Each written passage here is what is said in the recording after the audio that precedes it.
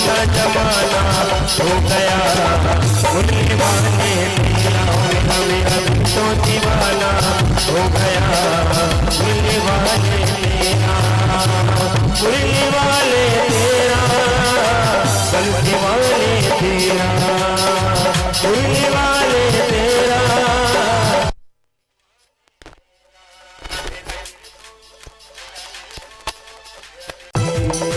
स्वागतम गुरुदेव, शरणागतम गुरुदेव।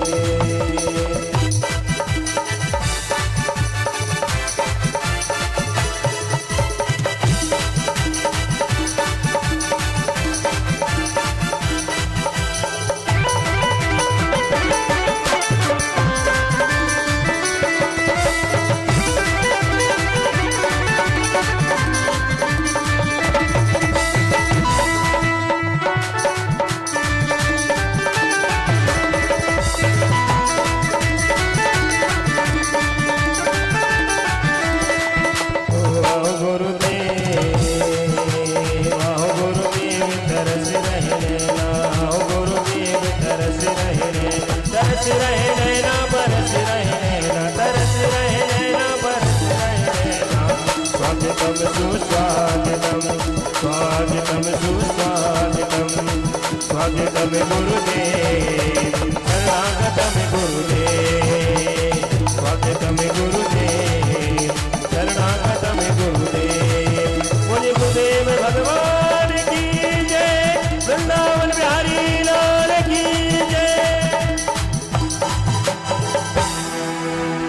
गुरुदेव भगवान की जय।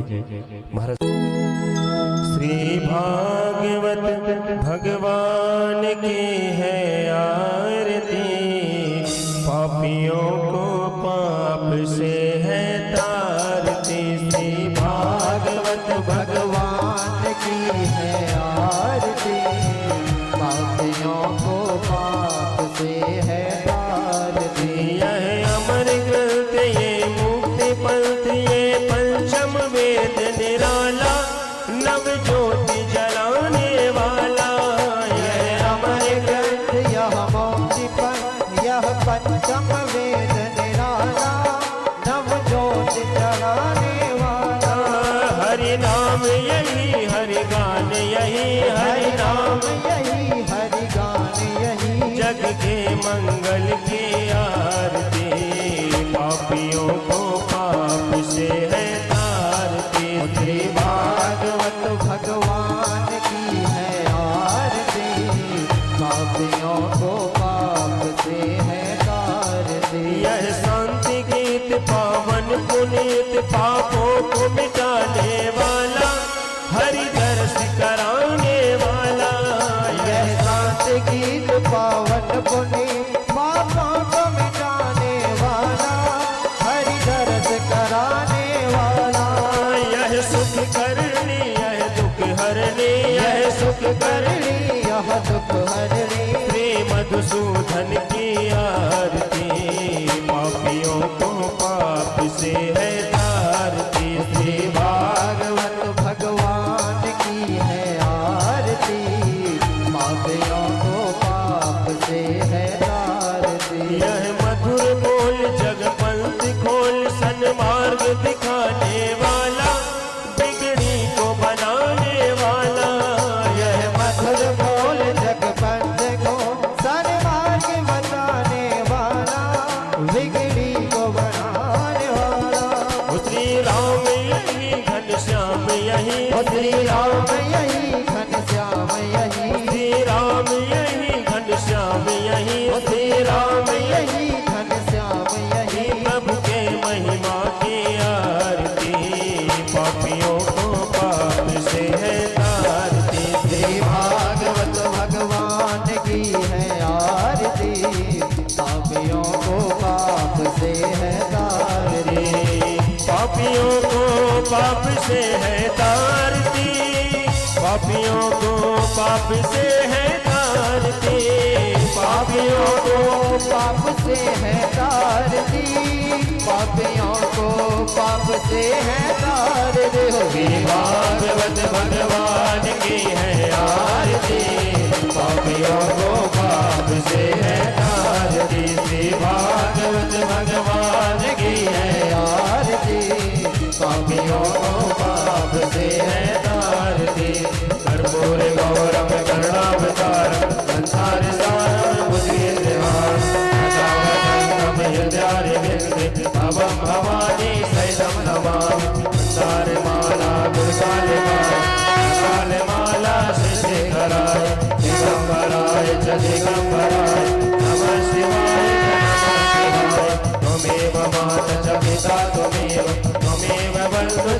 विधाता त्वमेव त्वमेव वेद्याधीश्वरः त्वमेव त्वमेव सर्वं मम देवदेव हरे राम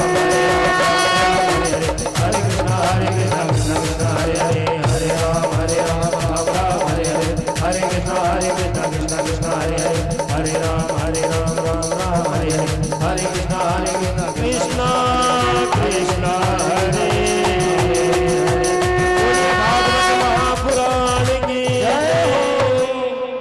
के लिए प्रार्थना करेंगे। उसके उपरांत में भगवान के इस कथा उत्सव में हम और आप मिलकर के प्रवेश करेंगे। भगवान का कोई भी कार्य होता है, भगवान की जहाँ कथा होती है उसको उत्सव कहते हैं, और जहाँ पर ऐसे पंडाल बनाए जाते हैं जहाँ पर कथाएं होती हैं उन्हें हम उत्सव कहते हैं। लेकिन हम दुनिया की महफिलों में जाते हैं, दुनिया की शादी में जाते हैं, उनको उत्सव नहीं कहते, उनको पार्टी कहते हैं। लेकिन इसको हम पार्टी नहीं कह सकते, इसको हम उत्सव ही कहेंगे। उत्सव का मतलब है जहाँ पर पुण्य होते हों, जहाँ पर धर्म होता हो, जहाँ पर हमारे अंतःकरण को उत्साहित किया जाता हो, हमारे अंदर से हमको जोड़ दिया जाता हो, भक्ति ज्ञान वैराग्य का हम पे असर होता हो, उसको हम उत्सव कहते हैं। और पार्टी किसको कहते हैं? बोले पार्टी उसको कहते हैं जहां पर पाप होने की संभावना हो। अधिकांश शादी पार्टियों में पाप ही तो होते हैं। जहां पर पाप होने की संभावना हो उनको पार्टी कहते हैं, और जहां पर पुण्य होने की संभावना हो, जहां धर्म होने की संभावना हो, जैसे कि आप बैठे हैं, इसको हम उत्सव कहते हैं, ठाकुर जी का उत्सव कहते हैं। आज वैसे भी मुझे बहुत अच्छा लग रहा है, क्योंकि मैं देख रहा हूँ माता बहनों के, आप भाइयों के मस्तिष्क पर तिलक लगे हुए हैं, चंदन लगा हुआ है। हमको बहुत खुशी होती है। जिसके मस्तक पे तिलक होता है ना, उसके मस्तक पे ब्रह्म वास करते हैं, और जिनके मस्तक पर तिलक नहीं होता उनके मस्तक पर यम वास करता है, यमराज वास करता है, कल की वास करता है। उनके हृदय में कलंक बैठा होता है, और जिनके मस्तक पे तिलक होता है उनके बैठे में हृदय में हरि बैठे होते हैं, कृष्ण गोविंद बैठे होते हैं, राधा माधव बैठे होते हैं। हमारे सनातन धर्म की संस्कृति और सभ्यता है, हमारे हिंदुत्व की पहचान है ये कि मस्तक पे तिलक होना चाहिए, गले में कंठी होनी चाहिए, और हाथ में कलावा होना चाहिए, और शरीर में यज्ञोपवीत होना चाहिए, सर पे चोटी शिखा होनी चाहिए। ये हमारे सनातन धर्म की पहचान है। तो जो भाई जिनके मस्तक पे, बहन भाई के मस्तक पे तिलक नहीं है, उनसे प्रार्थना है, वैसे सबके मस्तक पे लग रहा है मुझे, अगर किसी के पे नहीं है तो वो ध्यान रखें आज की इस बात को, यही उनके लिए कथा है। पूरी कथा का फल उनको यही मिल गया, रहस्य मिल गया कि जो आज के इस 1 मिनट के इस वचन को श्रवण कर लेंगे तो मान लो उन्होंने पूरी आज की कथा सुन ली। आपको सुनने का फल मिल गया और मुझको आपको सुनाने का फल मिल गया। आइए दोनों हाथ जोड़ें और विश्व शांति के लिए प्रार्थना करेंगे मिलकर। हे ईश्वर सब सुखी हो, कोई न हो दुखारी, सब हो निरोग भगवान, धन धान्य के भंडारी, सब भद्र भाव देखे, सदमार्ग के पथिक हों, दुखिया न कोई होवे, सृष्टि में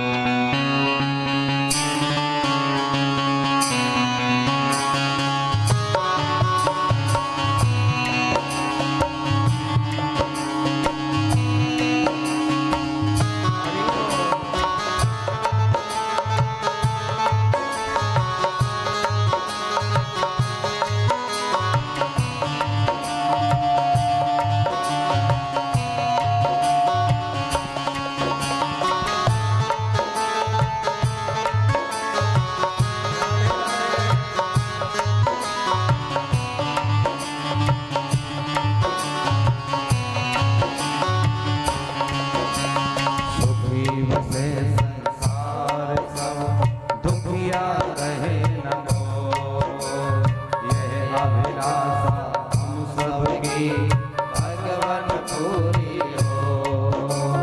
विद्या बुद्धि तेज बल सबके भीतर हो। क्रोध क्रोध धन धान से वंचित रहे न को।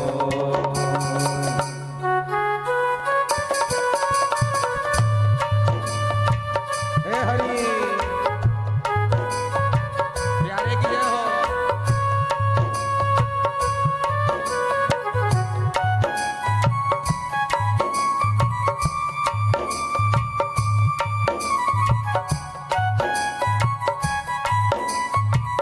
राधे राधे।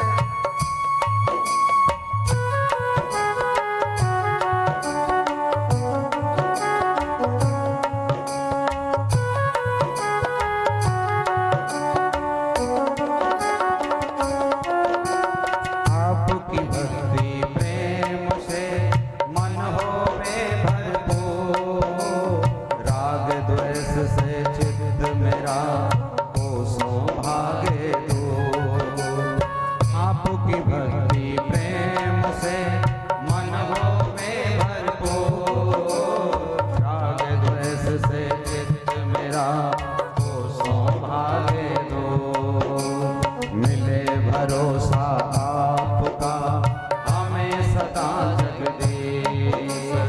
आशा तेरे नाम की वहीं रहे ममई।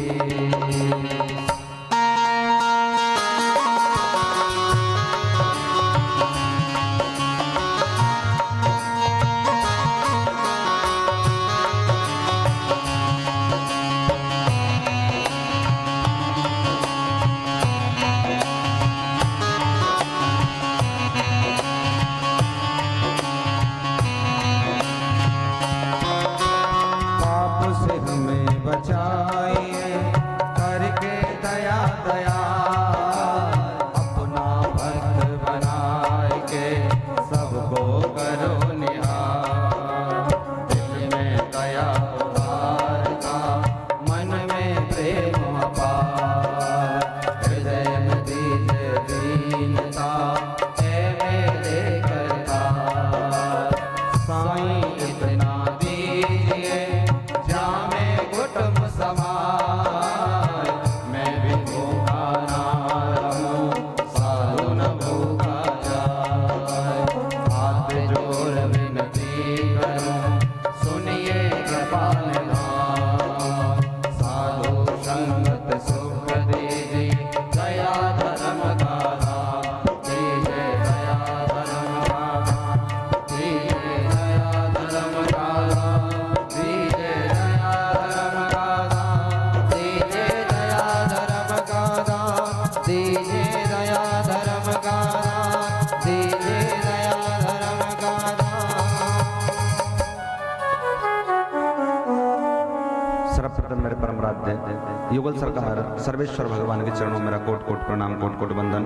उनसे प्रार्थना वो अपनी व्यास पीठ ग्रहण करें। इनके उपरांत में परम श्रद्धेय संत शिरोमणि भक्त चूड़ामणि ज्ञान की प्रत्यक्ष मूर्ति, भक्ति की प्रत्यक्ष मूर्ति परम श्रद्धेय से सुखदेव भगवान के चरणों में मेरा कोट कोट वंदन। उनसे प्रार्थना वो अपना स्थान ग्रहण करें। गुरुदेव भगवान के चरणों में कोट कोट वंदन, कोट कोट प्रणाम। वो अपना शुभ आशीर्वाद हमें और आपको प्रदान करें। स्थान देवता, नगर देवता, वासु देवता, संत समाज, भक्त समाज, विद्युत समाज, ब्राह्मण समाज, दूर दराज से पधारे हुए भक्त वृंद, श्रद्धालु जन, भाई बंधु, छोटे छोटे बाल गोपाल, भगवान गोविंद के चरण अनुरागी बंधु बांधव, आप सभी के हृदय में विराजमान सर्वेश्वर भगवान को कोट कोट वंदन। जो समय मुझे माइक पर श्रवण कर रहे हैं उन सभी रसिक प्रेमियों को मेरा व्यासपीठ से प्यार भरा राधे राधे। आए आलसी काहे को बने, जोर से बोलो और जोर से बोलो।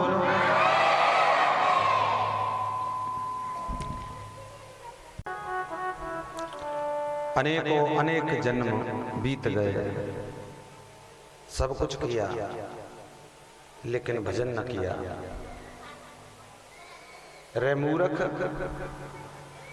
रे मूर्ख मूड पकड़ क्यों रोए, रे मूर्ख मूड पकड़ क्यों रोए, जग में तेरा नहीं कोई होए। ये जो रिश्ता दुनिया से बना लेते हैं। इसी रिश्ते में कहीं ना कहीं इतने हम लुप्त हो जाते हैं, इतने हम मगन हो जाते हैं कि हम असली अपने रिश्तेदार का विस्मरण कर देते हैं, भूल जाते हैं। ईश्वर ने बड़ा अवसर आपको सुंदर दिया है सत्संग में बैठने का, आपकी वाणी को पवित्र करने का, आपके श्रवणों को पवित्र करने का, आपके मन को पवित्र करने का, आपके तन को पवित्र करने का, आपके कमाए हुए धन को पवित्र करने का। ये भगवान ने आपको मौका दिया है, अवसर दिया है। इस अवसर को वृथा न जाने दें।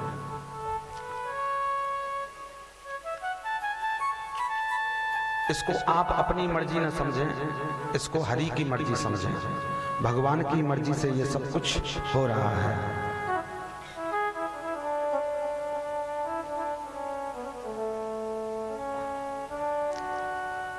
पैसे से जीवन पूरा हो जाएगा, पैसे से सुख संपत्ति सुविधाएं प्राप्त हो जाएंगी, लेकिन पैसे से कल्याण नहीं होगा, माया से कल्याण नहीं होगा।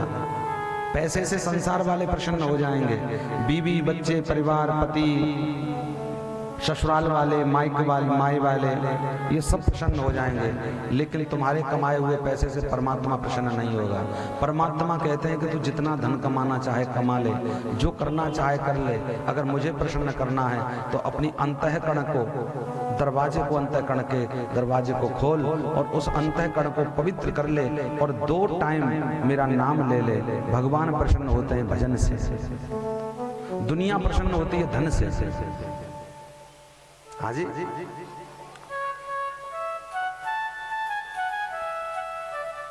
दुनिया कभी नहीं चाहेगी कि तुम भजन करने लग जाओ।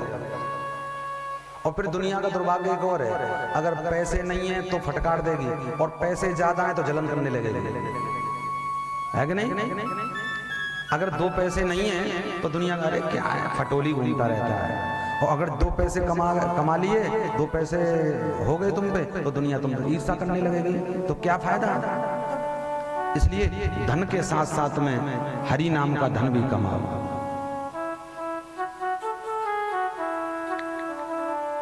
और ये धन, दुनिया तुम्हारे किसी भी धन को पसंद नहीं कर सकती। अगर तुम पे ये संसार रूपी धन आ जाए तो ये दुनिया वाले पसंद नहीं करेंगे तुमको, और अगर तुम पे भक्ति रूपी धन आ जाए तो दुनिया वाले पसंद नहीं करेंगे तुमको। लेकिन कोई पसंद करे न करे, संसार रूपी धन को पसंद करे न करे, लेकिन तुम्हारे भक्ति के रूपी धन को मेरा गोविंद पसंद जरूर करेगा मेरे प्यारे। वो हरि पसंद करेगा, वही बेड़ा पार करेगा। इसका मतलब जो हमसे जलन करता है, जो हमसे ईर्ष्या करता है, वो हमारा न था, न है, न हमारा होगा। हमारा कौन है? बोले हमारा है हमारा भजन, और भजन करेंगे तो हरि हमारा है। कौन है हमारा? हरि हमारा है। तो जो हमारा है हमें उसका नाम लेना चाहिए, कि जो पराया है उसका नाम लेना चाहिए। जो हमारे विषय में सोचे, हमारे पल पल रहने की, खाने की, हमारी सारी आवश्यकता, हमारी सारी इच्छाएं पूर्ण जो करता है, हमें उसका नाम लेना चाहिए। सारी जिम्मेवारी उसी की है। भेजता है, बुलाता है, रखता है, खिलाता है, पिलाता है, जीवन परिवर्तित करता है, जीवन व्यतीत करता है, और हमें बचा के भी रखता है, संभाल के भी रखता है। हमें जब हमें धन की इच्छा होती है हमें धन दे देता है, जब हमें जिस चीज की आवश्यकता होती है वो प्रदान करता है।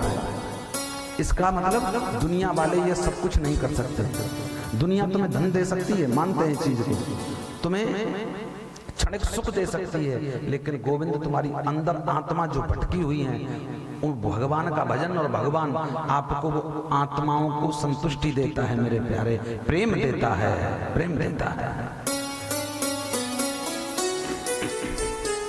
इसलिए संसार में अगर कोई है हमारा तो वही है।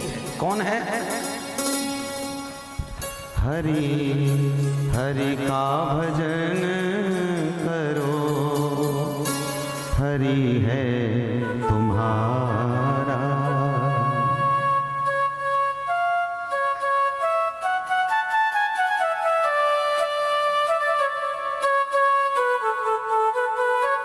आओ गाओ मेरे साथ में। कौन है हमारा?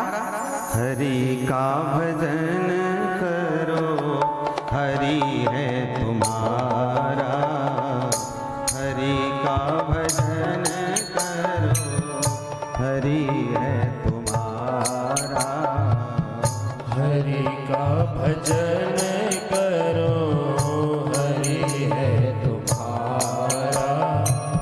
ओ हरि का भजन करो, हरि है तुम्हारा। हरि का भजन करो, हरि है तुम्हारा। हे हरि के भजन बिन, हरि के भजन बिन, हरि के भजन बिन, हरि के भजन बिना नाही गुजारा। हरि का भजन करो, हरि है तुम्हारा। हरि का भजन करो, हरि है तुम्हारा।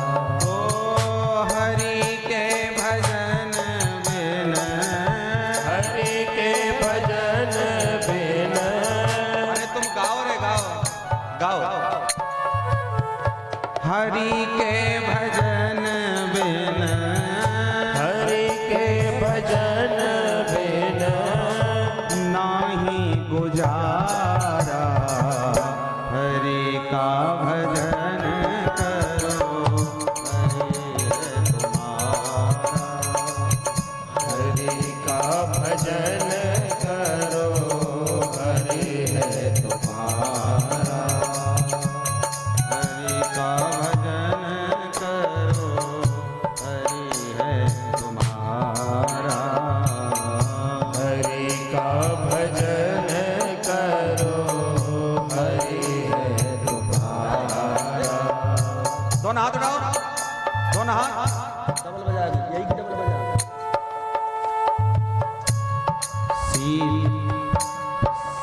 सीताराम सीताराम सीताराम सीताराम सीताराम सीताराम, सीताराम सीताराम सीताराम, सीताराम सीताराम सीताराम।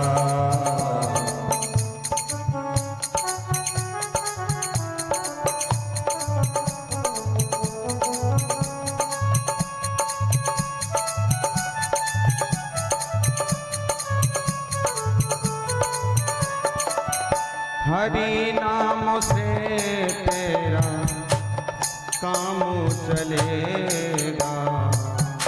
हरि नाम से तेरा काम चलेगा। हरि नाम से तेरा काम चलेगा। हरि नाम ही तेरे साथ चलेगा। हरि नाम ही तेरे साथ चलेगा। ओ हरि नाम लेने वाला, हरि नाम लेने वाला, हरि नाम लेने वाला, हरि नाम लेने वाला। हरि का ही प्यारा।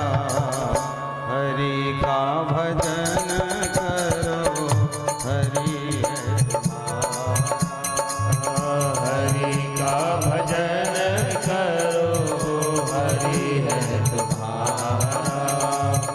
हरि का भजन करो, हरि है तुम्हारा। हरि का भजन करो, हरि है तुम्हारा।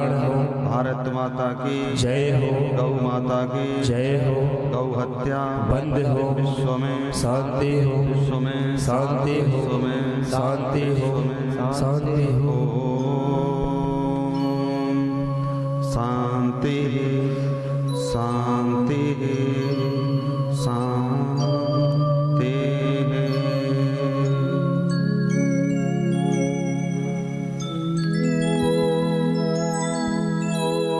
एक बार प्रेम से बोलेंगे राधे राधे, और प्रेम से बोलेंगे। अब एकदम शांत चित्त होकर के कथा को श्रवण करें। कल के क्रम को याद करें। कल हम सब ने कथा को कहाँ विराम दिया था? कल हम सब ने श्रवण किया कि राजा परीक्षित को 7 दिन का श्राप लगा, तक्षक सर्प के डसने का। इसके श्राप से भय राजा को लगा कि मुझे मरने का भय है। मरने के भय के कारण सर्वस्व त्याग करके सम्राट परीक्षित माँ गंगा के तट पर आकर के विराजमान हो गए और आसन बिछा करके बैठे। अनेक ऋषि मुनियों से मिले, किंतु जैसे ही भगवान वेदम व्यास जी के पुत्र सुखदेव जी का शुभागमन हुआ तो सूत जी कहते हैं कि ये केवल व्यास नंदन ही नहीं है, इनको सिर्फ व्यास नंदन मत बोलिए कि व्यास नंदन है। तो कौन है? बोले तत्रा भवति भगवान व्यास पुत्र। कौन है? तत्रा भवति भगवान व्यास पुत्र। यानी मानिए आज व्यास पुत्र के रूप में ही भगवान अपने भक्त परीक्षित का कल्याण करने के लिए पधारे हों। तत्रा भवति भगवान व्यास पुत्र। व्यास जी के पुत्र अश्वत्थामा भी था। उसने ब्रह्मास्त्र चलाया था राजा परीक्षित को मारने के लिए। जब परीक्षित गर्भ में थे, परीक्षित को नष्ट करने के लिए जब ब्रह्मास्त्र चलाया तो भगवान भी अस्त्र लेकर के दौड़े परीक्षित की रक्षा के लिए। अब एक बात समझ में नहीं आई कि भगवान चक्र लेकर के क्यों दौड़े थे? बोले इसलिए दौड़े थे कि भगवान के भक्तों पे जैसा कष्ट पड़ता है, सामने वाला जैसा भगवान के भक्तों के साथ में जो भी जैसा करता है, जिस अस्त्र से शस्त्र से प्रहार करता है, तो भगवान भी उसी प्रकार से रक्षा करने के लिए उसके सामने आ जाते हैं।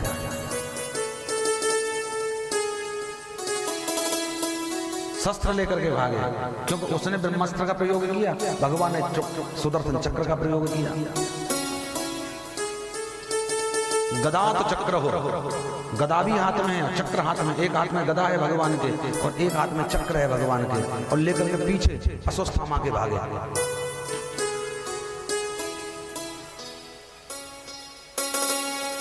कहने का मतलब है अस्त्र की काट अस्त्र से ही होती है। भगवान ने अस्त्र का जवाब अस्त्र से ही दिया। इसी प्रकार से लेकिन अब की बार जो दोबारा प्रहार किया है अश्वत्थामा ने, दोबारा प्रहार किया है वज्र का। यानी जैसे वज्र का प्रहार किया तो भगवान भी वाणी से रक्षा करने के लिए पधारे। वहां वाणी वज्र का प्रहार किया तो भगवान भी वाणी वज्र से ही पधारे। व्यास नंदन के रूप में पधारे हैं मेरे गोविंद। इसलिए कहते हैं तत्रा भवति भगवान व्यास पुत्र। परीक्षित ने अभिनंदन किया और कहा आप योगियों में वरिष्ठ हैं प्रभु, कृपा करके आप हमें बताएं कि जैसे मर्माण मनुष्यों की मुक्ति कैसे हो। सुखदेव जी से प्रश्न किया कि किस तरीके से मणिमान हम जैसे लोगों की, मणिमान लोगों की मुक्ति का कारण क्या है, किस तरह से हमारा कल्याण हो, ये आप हमें बताइए। प्रश्न सुनते ही गदगद हो गए सुखदेव जी महाराज, प्रसन्न हो गए और परीक्षित जी ने अपने लिए भी ये प्रश्न नहीं किया था, हम सबके लिए प्रश्न किया था परीक्षित ने। ये कल मैंने आपको बताया था कि परीक्षित का जो प्रश्न था कि जीव की जब मृत्यु नजदीक हो तो उस जीव को क्या करना चाहिए। अब मरना तो संभव है, मृत्यु हमारी भी नजदीक है। इस हालत में पता नहीं कब किसकी हो जाए। जैसे परीक्षित को भय था मृत्यु का, ऐसे ही हमको भय जिस दिन हो जाएगा उसी दिन हम हमारी शरण में पहुंच जाएंगे। उसी दिन हमारे जीवन में कोई ना कोई संत आ जाएगा।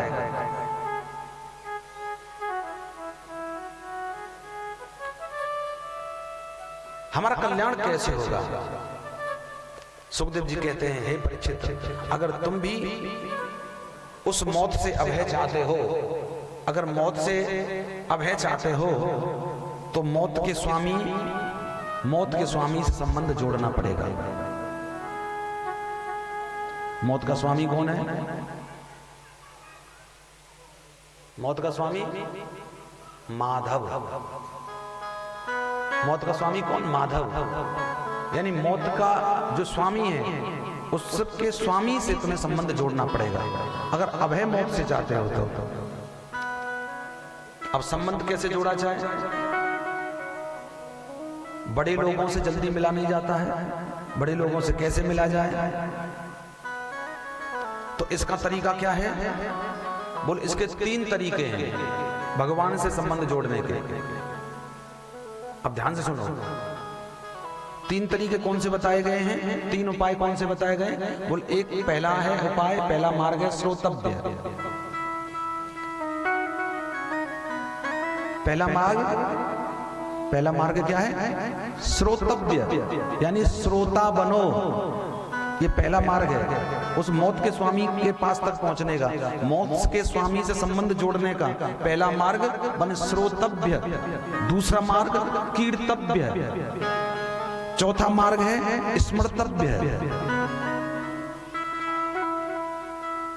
श्रोतव्य, कीर्तव्य और स्मर्तव्य। श्रोता बनो।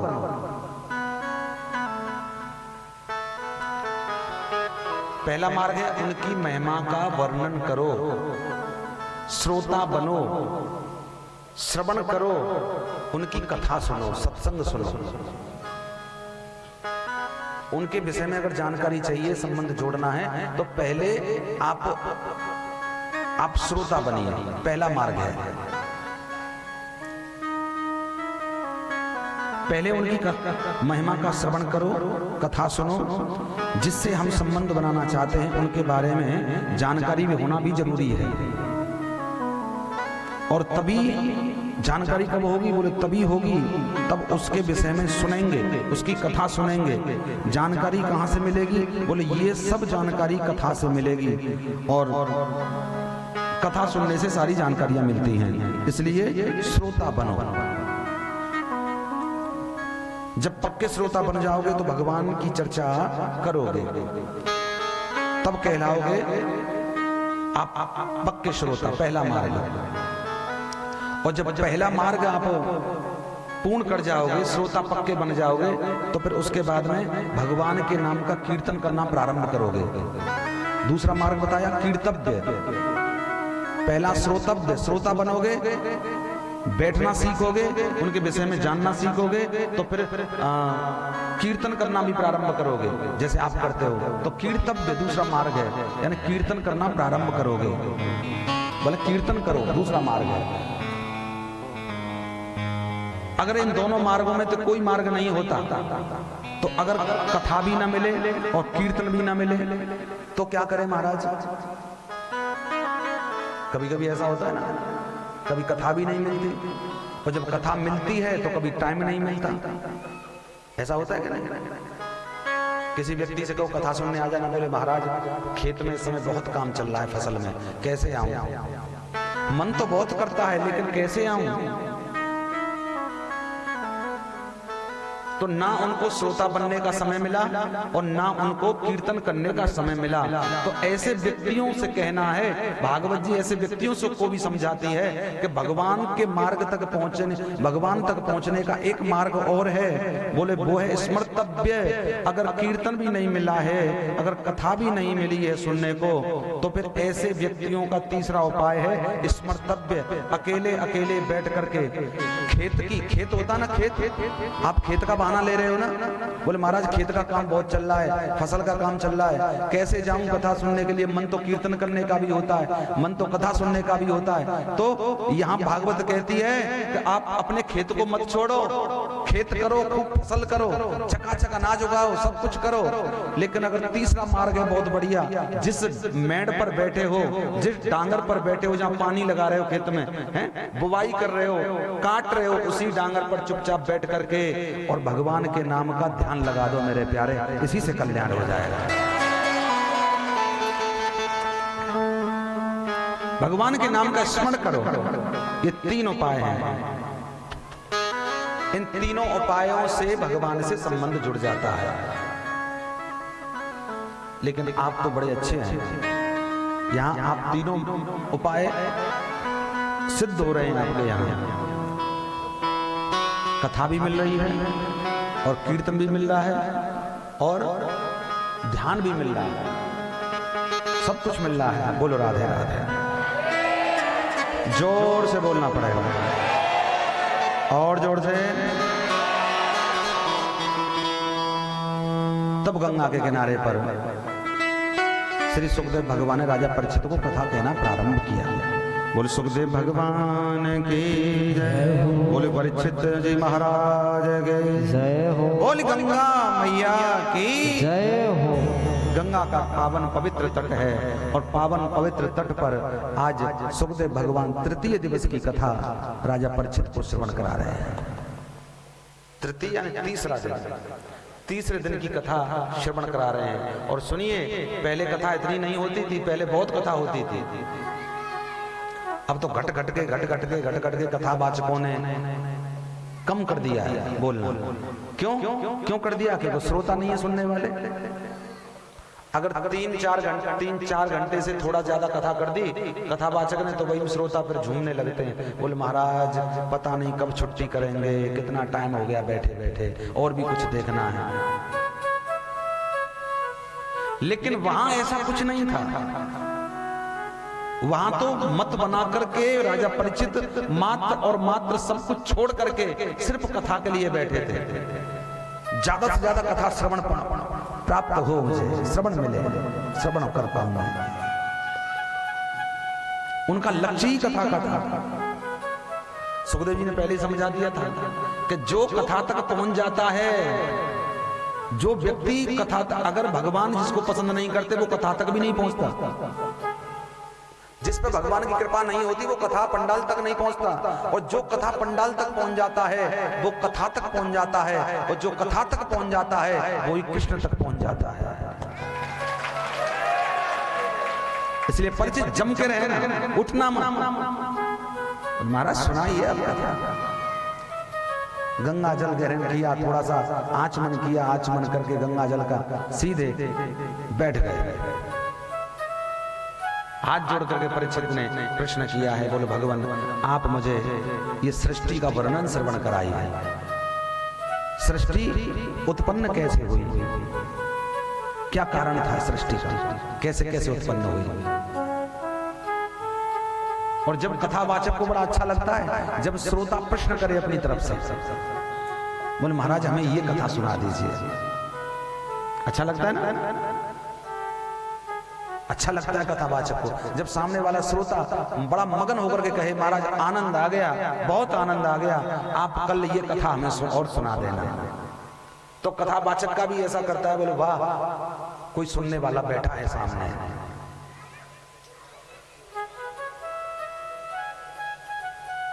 सृष्टि का वर्णन प्रारंभ किया। ये सृष्टि जो है वो भगवान से उत्पन्न हुई और भगवान में विलीन हो जाती है।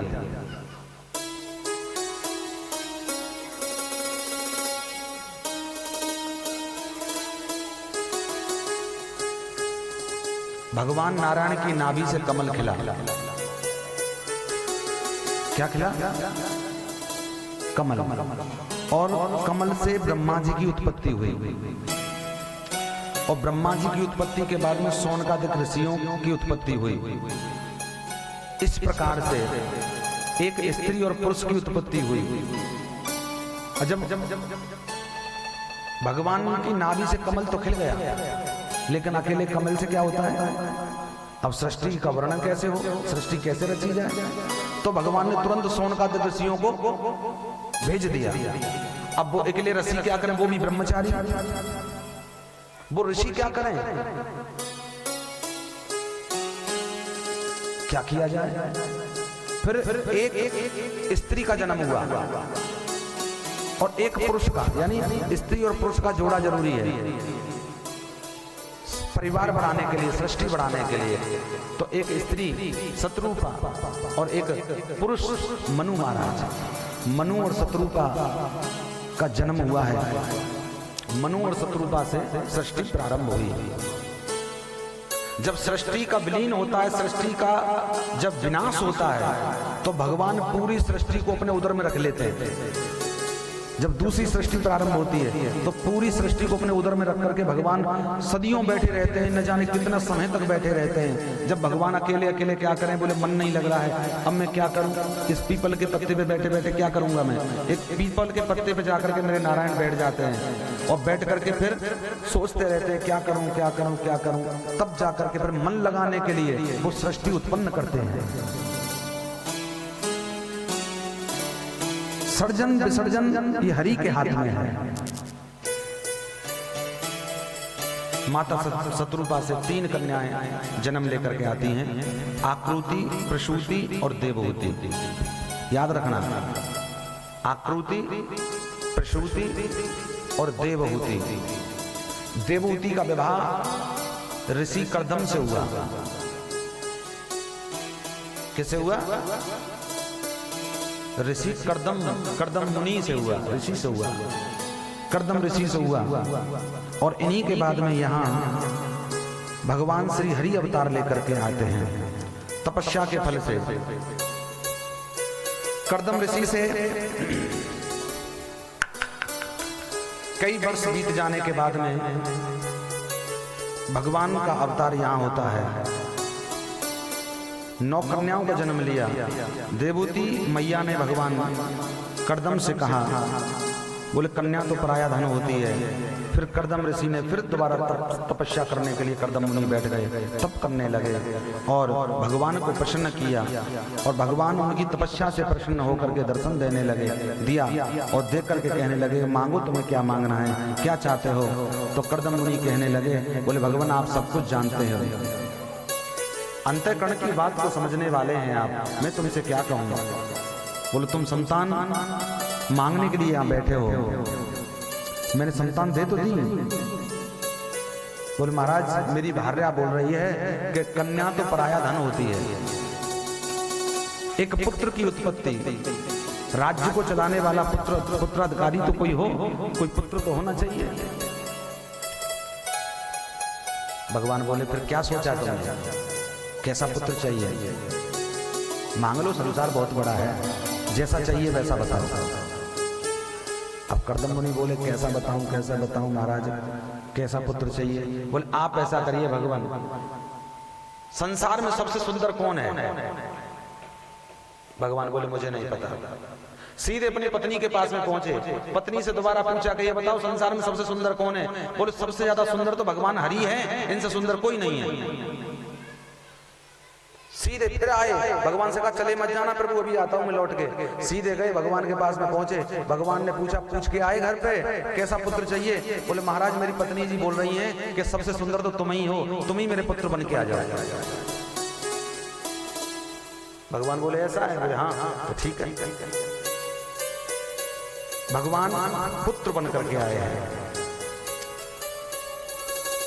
ऋषि ने कहा था मैं दुनिया की शोहरत नहीं चाहता हूं, हे हरि मैं दुनिया की शोहरत नहीं चाहता हूं, ये मोतियों की माला ना हार चाहता हूं, बंगला न गाड़ी न कार चाहता हूं, आ जाओ मेरे ए हरि प्यारे, मैं तुमसे तुम ही को एक बार चाहता हूं,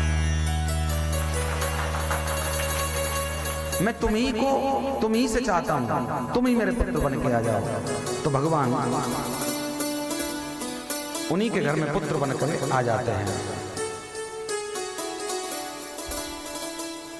इसलिए मेरा माताओं से भी कहना है कि जो गर्भावस्था में माताएं होती हैं हमारी गर्भ स्थिति में, वो उनको ज्यादा से ज्यादा भगवान की तस्वीर देखनी चाहिए। जो कृष्ण जैसा पुत्र चाहती हैं वो कृष्ण की तस्वीर ज्यादा देखो, कृष्ण का फोटो घर में होना चाहिए बाल रूप का। और जो राम जैसी संतान चाहती हैं उनके घर में राम जी का फोटो ज्यादा होना चाहिए। आजकल हमारे घर में तभी तो हीरो जन्म लेते हैं, क्यों? हम हीरो की कैलेंडर रखते हैं। डीपी पे भी फोटो होगा तो किसी हीरो हीरोइन का होगा, डीपी पे भी डीपी पे फोटो होगा, आगे वॉलपेपर क्या होता है वो आगे उसमें मोबाइल पे वो होगा। अब सुबह सुबह जगने की आदत होती है, जगते हैं तो सुबह सुबह मोबाइल देखने की आदत होती है कुछ लोगों में, हैं? तो जगते ही वो सामने स्क्रीन पे लगा हुआ है फोटो हीरो का, और गर्भवती स्त्री है, उठा करके जैसे तकिया के नीचे मोबाइल देखा, फोटो खोला तो हीरो का दर्शन हुआ, तो हीरो जैसा संतान पैदा होगी। भगवान का फोटो लगा होना चाहिए, भगवान की तस्वीर सामने हो तो निश्चित तौर पे मेरे प्यारे। और एक चीज और, जिस समय गर्भावस्था में मेरी माताएं हो, बहन हो मेरी, उनसे प्रार्थना है मेरी, उस समय ज्यादा से ज्यादा कथा सुननी चाहिए, ज्यादा से ज्यादा कीर्तन करना चाहिए। अगर ऐसे भाव अगर हम बना करके रहते हैं और ऐसे भावों के मध्य में ही, ऐसे भावों के साथ में अगर हमारी संतान उत्पन्न होती है तो निश्चित ही तुम्हारी संतान संस्कारी पैदा होती है।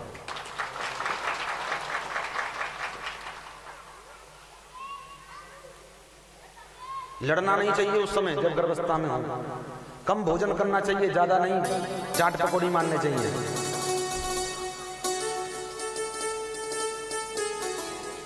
ऐसे नेम बना लीजिए, अच्छी संतान पैदा होगा, अच्छे पुत्र पैदा होगा।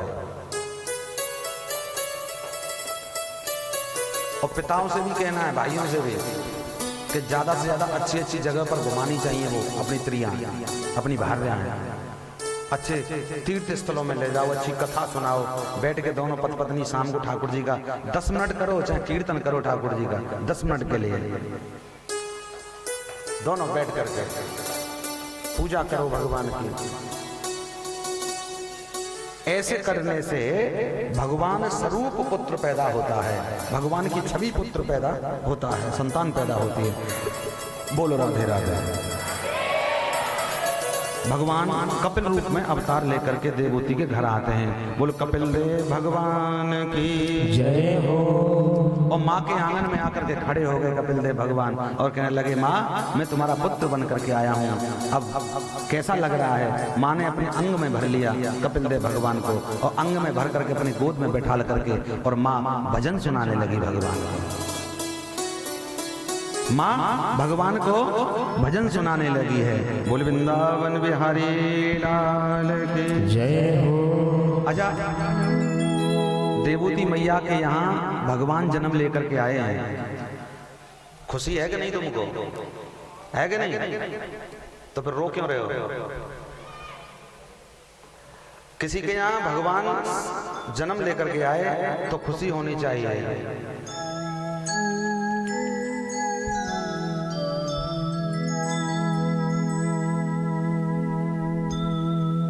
चरणों में कैसे आऊं,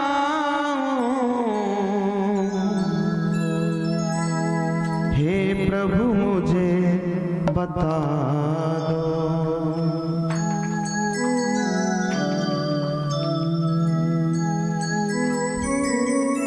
आप भी कहिए, हे प्रभु मुझे बता दो, हे प्रभु मुझे बता दो, चरणों में कैसे आऊं, हे प्रभु मुझे बता दो, चरणों में कैसे आऊं, हे प्रभु मुझे बता दो।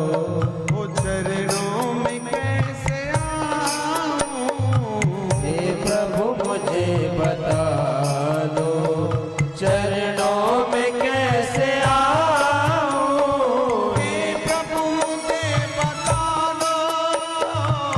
चरणों में कैसे आऊं, हे प्रभु मुझे बता दो चरणों में कैसे आऊं। हे प्रभु मुझे बता दो चरणों में कैसे आऊं, हे प्रभु मुझे बता दो चरणों में कैसे आऊं। माया के बंधनों से, माया के बंधनों से छुटकारा कैसे पाऊं, माया के बंधनों से छुटकारा कैसे पाऊं। मुझे बता दो हे प्रभु मुझे बता दो। हे प्रभु मुझे बता दो ओ चरणों में कैसे आऊं, हे प्रभु मुझे बता दो चरणों में कैसे आऊं। अरे माया के बंधनों से, मैं माया के बंधनों से छुटकारा कैसे पाऊं, माया के बंधनों से छुटकारा कैसे पाऊं। हे प्रभु मुझे बता दो, हे प्रभु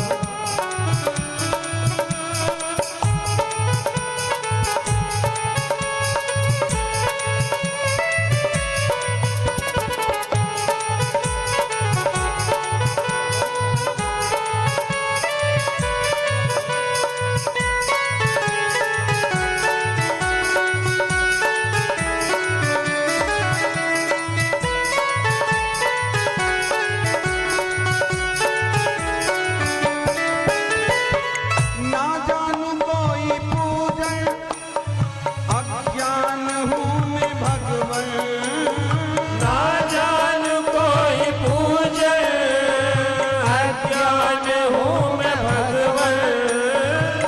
ना जानू कोई पूजन, अज्ञान हूँ मैं भगवन, ना जान कोई पूजन, अज्ञान हूँ मैं भगवन। करना कृपा दयालु, ओ करना कृपा दयालु, बंधन से छूट जाऊं, करना कृपा दयालु, बंधन से टूट जाऊं। प्रभु मुझे बता दो चरणों में कैसे आऊं। हे प्रभु मुझे बता दो।